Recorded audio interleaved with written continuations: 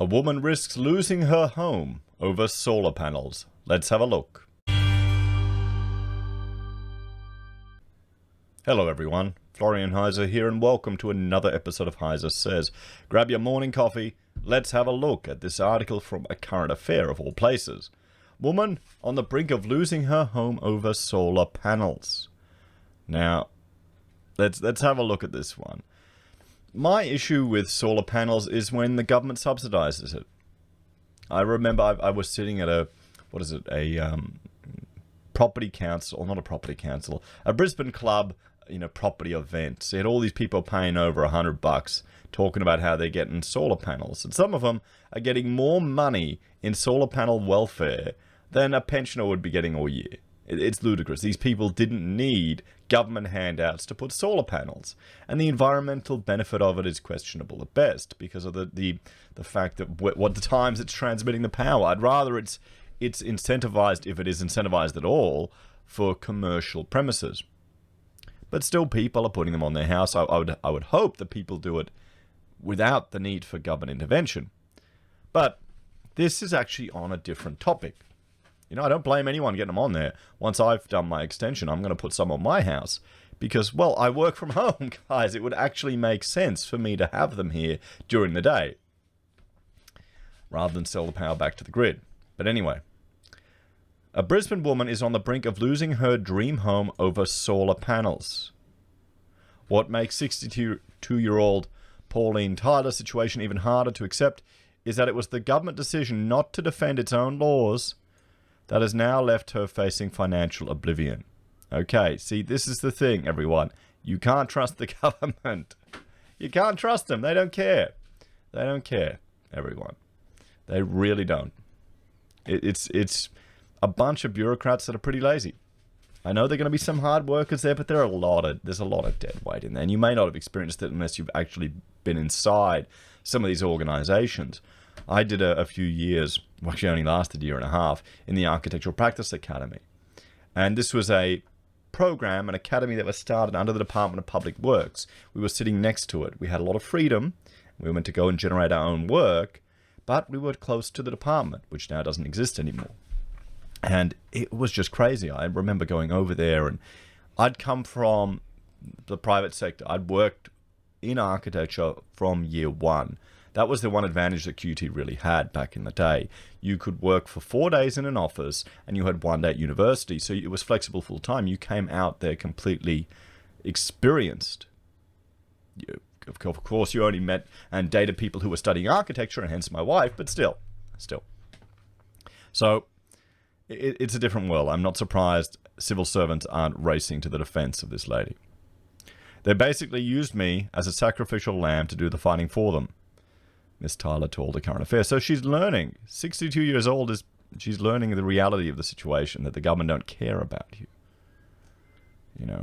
In August 2018, she was taken to the Supreme Court by property developer Oxmar, citing a covenant that all owners in the estate must sign. Okay, so she entered into a contract when she bought in this estate, in this development. The developer didn't want her solar panels to be visible from the street and had demanded they be moved from the northern side of her house to the southern side.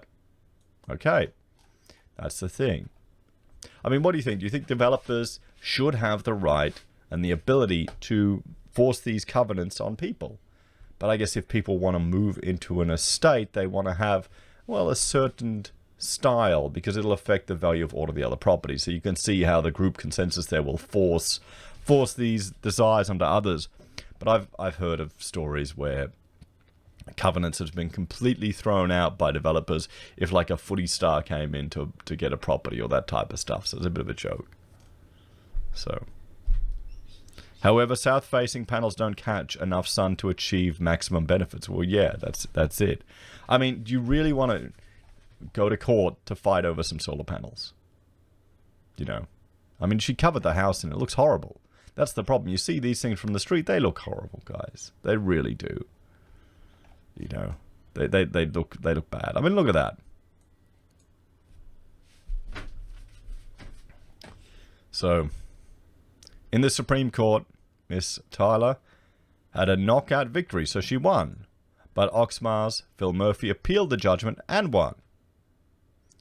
And it's not only that, Oxmar was awarded costs, leaving Miss Tyler with a $130,000 legal bill, which could end up costing her her home. Over solar panels. I mean, here's the thing you've got to understand. Sometimes the only winners in any of these situations are the lawyers, guys. They're the lawyers. They're the ones that are going to make the money. They're the ones that are going to reap the rewards, and you're going to have to suffer through the entire process.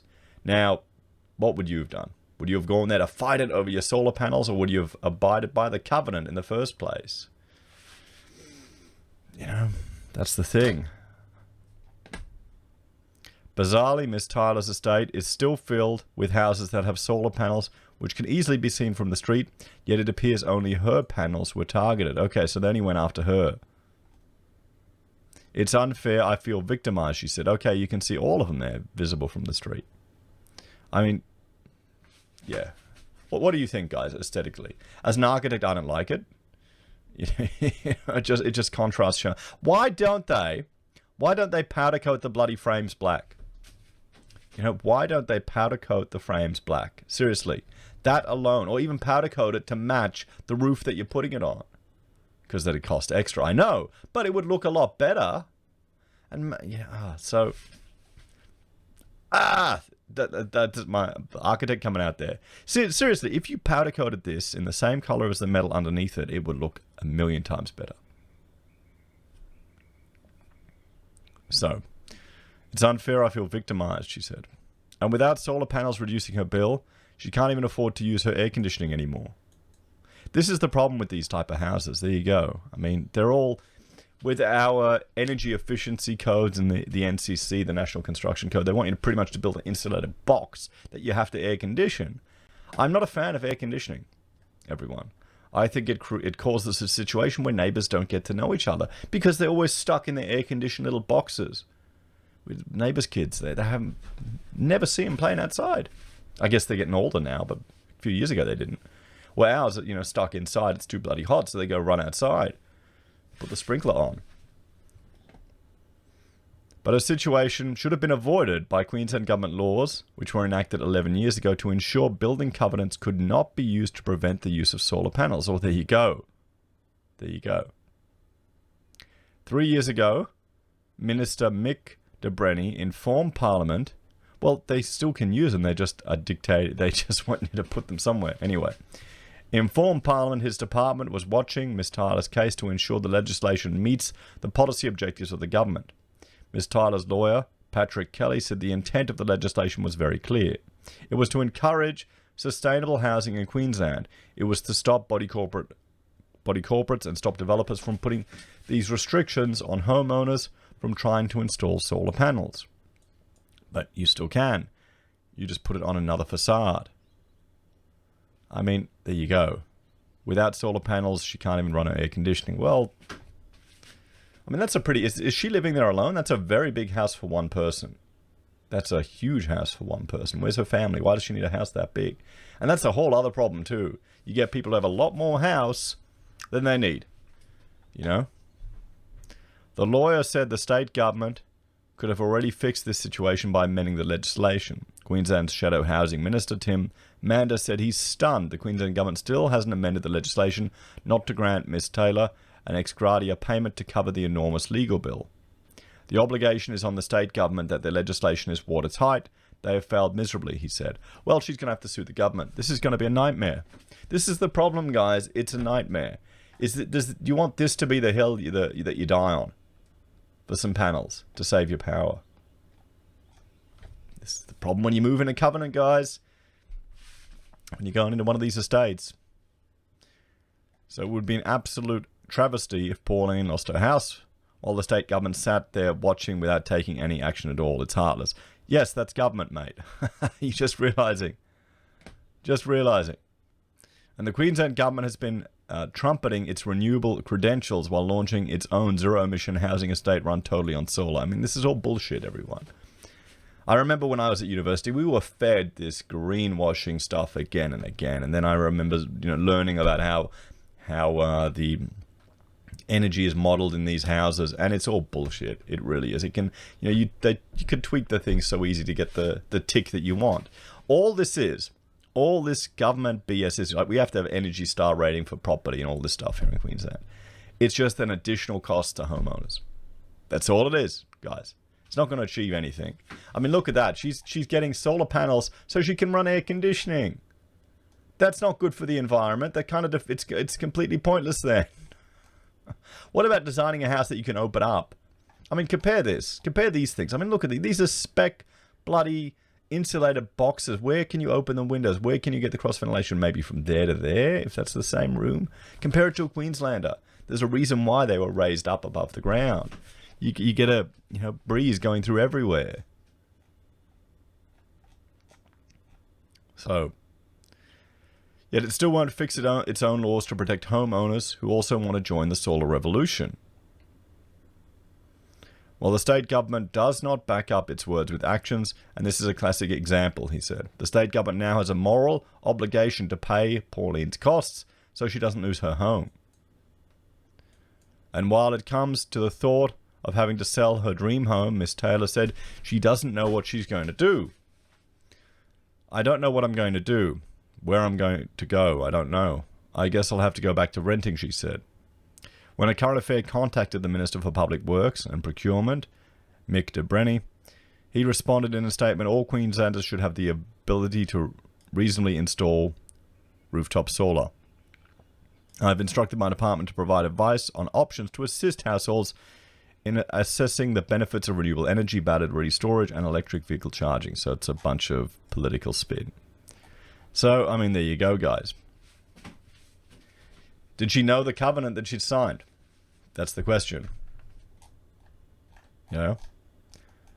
Should there be a duty of care on the solar installer to check to make sure that the work that they're doing doesn't violate another covenant? But then it's buyer beware. We can't put all this on other people.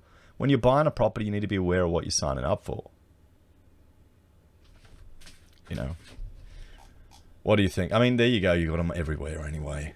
Yeah, I imagine if the majority of the owners in the development were, were advocating for, we don't want this covenant, we want it changed, surely the people there wouldn't worry. I can't imagine. I would be shocked if her neighbors would care.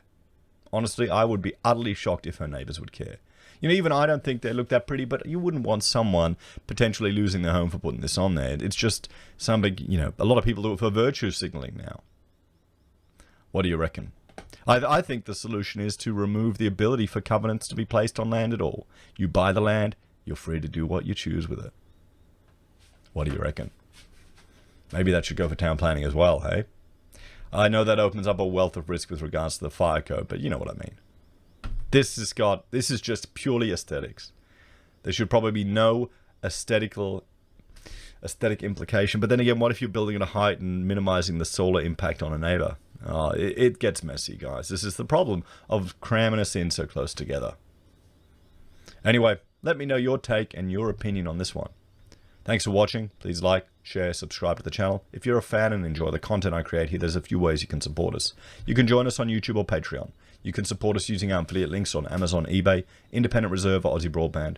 You can buy merch from HeiseSays, use Gold Pass from the Perth Mint, or support us via PayPal. Take care, and I'll see you next time. Bye for now.